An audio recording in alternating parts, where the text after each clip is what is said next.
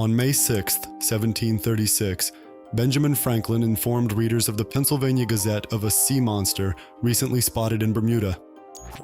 Quote, "The upper part of whose body was in the shape and about the bigness of a boy of 12 years old, with long black hair. The lower part resembled a fish." End quote. Are there actually half-human, half-fish creatures living in deep waters? Or did our ancestors' limited knowledge of biology lead them to mistake marine animals for mermaids? Or are these creatures symbols, hiding deep metaphysical truths? Some of the oldest writings on human fish creature sightings can be found in ancient Chinese literature. For example, the Classic of Mountains and Seas, written as early as the 4th century BC, mentions a human fish race called Renyu, which resemble catfish with 4 legs and make a sound like a baby. Eating it will cure idiocy. The same text mentions a creature called red roux fish, which has the basic form of a fish with a human face and makes a sound like a mandarin duck. Eating it will prevent scabies. These creatures likely inspired the folklore of neighboring Japan. The earliest records of human fish creatures in Japan can be found in the Chronicles of Japan, written in 720.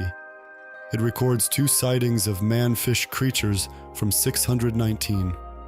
One sighting states that in the Gamu River in the Omi domain, there was a creature in the shape of a man. Another sighting was in the province of Setsu, where something formed like a child which was neither a fish nor a man. Its name was unknown. Entered a fisherman's net. The fact that such sightings were included in the Chronicles of Japan shows that they weren't simple drunk tales. They were events of grand importance. Omens. The 10th century poet known as the Riverbank Middle Counselor wrote down many oral stories about Prince Shotoku. One of them tells an episode from his pilgrimage in 619, during which he was told about a human fish being caught.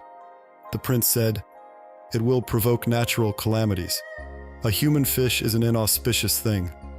Because a human fish has suddenly manifested its presence, this country is now exposed to natural calamities." This scene was illustrated in 1069, making it the first depiction of a mermaid-like creature in Japanese history. In fact, similar entries can be found in the historical chronicle of Kamakura shogunate called Mirror of the East, compiled in the 13th century. It describes several instances of strange human-like creatures being found ashore, only to be followed by wars, reprisals, and bloodshed. The negative connotations of human fish creatures can also be found on a wooden tablet discovered in Akita Prefecture in 1999. It dates back to 1286 and depicts a Buddhist monk's offering to a human fish creature, hinting at its ominous nature. The text is a mantra reading, "Oh, poor you, your external aspect resembles that of a human," and "May the power of the gods bless you." The depicted human fish has a fin tail, 2 legs, arms, and the head of a human, despite being covered in scales. During the Edo period, from the 17th to 19th century, Japanese human fish creatures were influenced by European mermaids. Their depictions became more human-like, changing their nature from ominous to prosperous. A booklet from 1791 tells a story about a fisherman, Heiji, who caught a female ningyo whose skin secreted life-prolonging salt. He brought her home and started a business, allowing his visitors to lick her body. Eventually, Heiji himself indulged in too much of that goodness and regressed to a 7-year-old boy. Despite the questionable morals exhibited by Heiji, the story ends well. He marries the mermaid, and her scaly part of the body opens up, revealing the female body underneath. The first sightings of human fish creatures in Europe were recorded by Pliny the Elder in The Natural History in AD 77. I have, too, some distinguished informants of equestrian rank, who state that they themselves once saw in the Ocean of Gades a seaman, which bore in every part of his body a perfect resemblance to a human being, and that during the night he would climb up into ships. In the same chapter, Pliny writes about giant bones of elephants and rams that were washed ashore in France. This suggests that at the time, mermaids were not occupying the realm of mythology, but rather the factual scope of biology. That's not to say that human fish creatures aren't found in the folklore of nearly every coastal European culture. In the Middle Ages, mermaids found their way into Christian art, where they became symbols of pride and lust, usually depicted as carrying a comb or a mirror, reflecting their self-absorbent and sinful nature. Mermaid depictions filled pages of bestiaries and covered walls of churches and chapels all around Europe. During this time, mermaids existed on a blurry line between natural science and moral symbolism.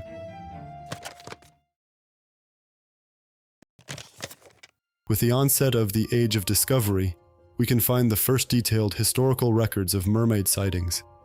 For example, Christopher Columbus recorded seeing 3 sirens in the Caribbean Sea in 1493, which were described as not as beautiful as they are said to be, for their faces had some masculine traits. A century later, in 1608, Henry Hudson recorded seeing a mermaid in the Atlantic Ocean. Reportedly, the creature had a human body, female breasts, long black hair, and a tail similar to a porpoise. Other explorers, including Thomas Glover, also recorded seeing mermen. For example, in 1686 in Rappahannock River, Virginia, he saw a most prodigious creature, much resembling a man, only somewhat larger, standing right up in the water with his head, neck, shoulders, breast, and waist to the cubits of his arms above water. His skin was tawny, much like that of an Indian. The figure of his head was pyramidal and flick without hair. His eyes large and black, and so were his eyebrows, his mouth very wide. The Royal Society published his sighting, showing that by the 17th century, mermaids had returned to the biological realm. But sightings are just that, sightings. What about physical evidence? In the 17th century, Danish anatomist Thomas Bartholin got his hands on a merman caught by merchants working for the West India Company. It was caught off the coast of Brazil and dissected by Peter Pau. Bartholin got handed a rib and a forelimb of the creature and produced these illustrations showing what the specimen might have looked like. Bartholin argued that it was in fact some kind of merfolk, but others speculated that it might have been a person suffering from sirenomelia, a disorder where a person's limbs are fused together. However, some Europeans have even managed to get their hands on living human fish creatures. For example, Samuel Fowlers was an artist working for the Dutch East India Company in Ambon, Indonesia from 1706 to 1712. Sometime during his stay there, his son brought him a 59 Dutch-inch-long mermaid, saying that he purchased it from the blacks for 2 ells of cloth. The creature wore a straw cape around its waist and survived over 4 days in a water tub at his house before dying of hunger. After its death, Fowlers had the curiosity to lift its fins in front and in back and found it was shaped like a woman. Many philosophers and naturalists of the Enlightenment argued for the existence of merfolk. Others disregarded such sightings as people mistaking mermaids for various marine animals, specifically manatees.